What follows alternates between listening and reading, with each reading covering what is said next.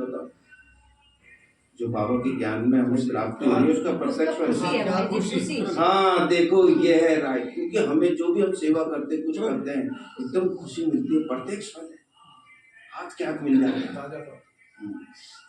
बाबा कहते श्रेष्ठ प्राप्तियों के प्रत्यक्ष फल का द्वारा सदा खुशहाल रहने वाले एवर हेल्दी हो, है ना।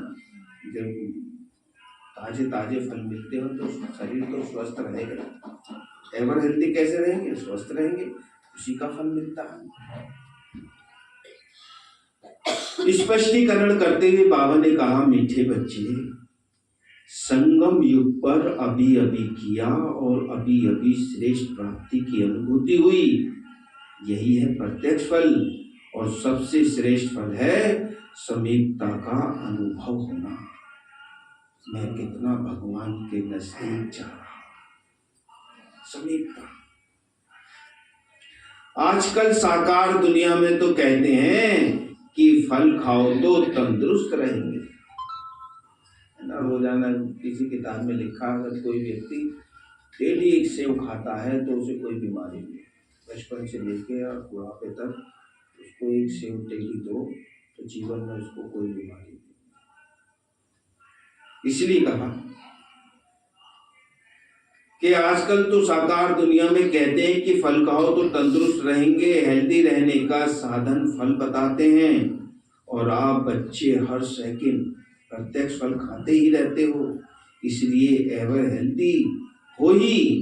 यदि आपसे कोई पूछे कि आपका क्या हाल चाल है तो बोलो खुशहाल है, फरिश्तों की चाल है। खुशहाल है, फरिश्तों की चाल, तो बोलो फरिश्तों की चाल है और हाल खुशहाल। स्लोगन है, सर्व की दुआओं के खजाने से संपन्न।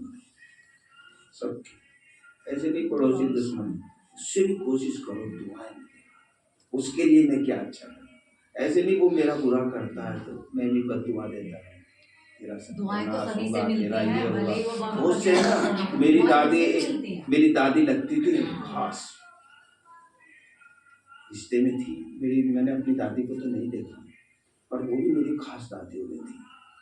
और वे सुबह उठती थी भक्ति मार्ग में भी, 3:30-4 बजे उठ करके नहाना धोना रखना, फिर भजन गाती थी। मुझे आज भी उनका भजन याद है, भोले बाबा को मनाऊं दुख से न घबराऊं, घबराती जाऊं आंधी और तूफान से, मेरी लगन लगी है भगवान से। बहुत भजन खूब ऐसा धुन में गाती थी, और आधे घंटे के बाद उसकी स्थिति बिगड़ जाती थी, क्योंकि उसकी कोई रिश्तेदारों ने जमीन मार दी थी, है ना। जबरदस्ती कब्जा कर लिया था, उसे दुखी करा, निकाल दिया, परेशान किया। फिर बैठ करके इसका सत्यानाश हो रहा है, इसका बेड़ा हो। मैंने कहा दादी तेरा तो सब कराया बेकार हो, अब क्या। तो हमें जो है ना पड़ोसी, उसको कोशिश करनी चाहिए कि जो मुझे दुख दे रहा है मैं उसे कैसे सुनूं, जो संकल्प उसके भी खत्म हो और मेरे भी खत्म। इसलिए बाबा ने कहा, सर्व की दुआओं के खजाने से संपन्न बनो तो पुरुषार्थ में मेहनत नहीं करनी पड़ेगी। जो दूसरे का नाश करता है तो उसका तो नाश होना ही चाहिए। ये सबसे प्यारा काम है, उसका तो नाश होना ही चाहिए। वो तो ऑटोमेटिक मशीन है। अगर मैं किसी का नाश कर रही हूँ तो मेरा तो नाश होना ही चाहिए। हाँ नहीं, वो तो ऑटोमेटिक हमें दिखाई नहीं देता दीदी, परंतु वो अंदर ही अंदर है ना, उसका मन खाता रहता है। और अपने हम इसी जन्म तो देखना, उसका अगला जन्म क्या होगा, क्योंकि बाबा ने कहा ना कि जो कुछ भी हम जैसा करते हैं उसका हमें इस जन्म का इस जन्म में नहीं मिलता, अगले जन्म का मिलता। हम जो इस जन्म में अच्छा या बुरा पार्ट बजा रहे हैं वो हमारे पास्ट के कर्मों का है, और अब जो हम अच्छा बुरा कर्म करेंगे उसके आधार पे हमारा नया जन्म। तो इसलिए सतयुग में जो हम जाएंगे तो यहाँ के पुरुषार्थ के अनुसार ही तो जाएंगे। अब कोई पढ़ेगा तो है नहीं, गुरु जी मुझे आशीर्वाद दे दो मैं पास होगा, मैं तो पूरे स्कूल को आशीर्वाद देता हूँ सब पास। अरे जो पढ़ेगा वो पास होगा, जो नालायक है वो पास कैसे हो जाएगा, पूरे साल नहीं पढ़े। अब क्या आशीर्वाद तो नहीं पढ़ता, ये भी तो कहते हैं। चलो तो ऐसे मतलब नहीं बद्दुआ किसी को कोशिश करो, देखो कई दफे निकल जाती है, क्योंकि क्योंकि हम ऐसी। उससे तो अपना जब मन भी सुना देके दुकान- मन खराब हो जाता है, हम बाद में ना मन खाता है आदमी, हाँ। अच्छा नहीं खाता, नहीं मन खाता। आजकल और आपके लिए सोचो अपने दीदी दुखते कि उसका दुखी ऐसा हैं, होगा, दूसरे के सुखते दुखी जिसने हैं। करा है ना तो परमात्मा देख रहे हैं। आजकल दूसरे के सबका हिसाब किताब अकाउंट उसका जो है ना, एक एक पैसे का अकाउंट उसका। हमारा तो है ना, हम 2 और 2 5 लिख देंगे, पर उसका वो 2 और 2 4 ही लिख गया। उसका हिसाब किताब बहुत एक्यूरेट। हेडलाइन से बाबा ने कहा, मीठे बच्चे सभी को पहले पहले अलग का पाठ पक्का कराओ, आप आत्मा भाई भाई हैं। प्रश्न करते हुए बाबा ने कहा, किसी एक बात में श्रीमत मनुष्य मत के बिल्कुल ही विपरीत है।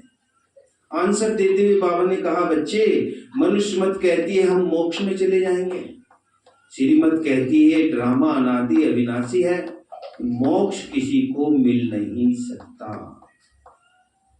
भल कोई कहे ये पाठ बजाना हमको पसंद नहीं, परंतु इसमें कुछ भी कर नहीं सकते, पाठ बजाने आना ही है, बजाना पड़ेगा। श्रीमत ही तुम्हें श्रेष्ठ बनाती है, मनुष्य मत तो अनेक प्रकार की, गिराने वाले भी हैं, उठाने वाले भी हैं, परंतु इस समय गिराने वाले हैं, क्योंकि आदमी अपने दुख से दुखी नहीं है ना, दूसरों के सुख से दुखी है। वो कहेगा कि अच्छा इसके पास में कार कैसे आई, इसको बंद करवा दूंगा, इसको ये करवा दूंगा, उसका बुरा सोचता रहेगा। अरे परमात्मा ने मुझे भी तो कार दे रखी है, मेरी भले चाहे 5 लाख की है और उसकी 50 लाख की है, 25 लाख की है, तो अब मैं उसको देख देख के अपना खून जलाता रहूं। वो खुश हो रहा है, हमारे पास अगर गाड़ी नहीं है तो क्या तो वो मेरी अपनी पुरुषार्थ की कमी है, पैसे कमाने की, हम क्यों करा किसी पैसे कमाने के पूर्व हिसाब किताब वो सभी थोड़ी गाड़ी वाले भी पास्ट में क्या कमाया हमने, सब गाड़ी अब क्या कमा रहे हैं, हमारा कैसा पुण्य है, ये सब होना चाहिए, इसको देख। हाँ। अगर यहाँ चौक में सबकी गाड़ी हो जाएगी तो चौक